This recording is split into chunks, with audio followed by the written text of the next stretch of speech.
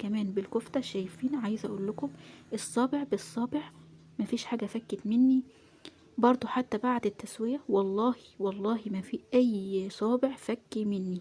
ما حطيناش دقيق زي ما بنحط في الكب. طبعا بالنسبة للتسوية، انت هتحطي البطاطس مع الكفتة، وقت ما البطاطس تلاقيها استوت معاكي يبقى اكيد الكفتة استوت معاكي، وكده كده مش هتاخد معاكي وقت، هي الوقت بس كأنك بتسوي البطاطس وبس على كده.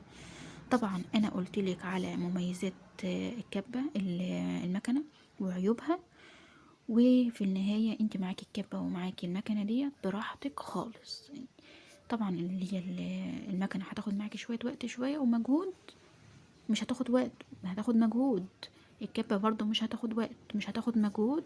هتطلعي ديت النتيجة بالمنظر المرضي اللي بالنسبة لي مرضي. كل حاجة في ايدك.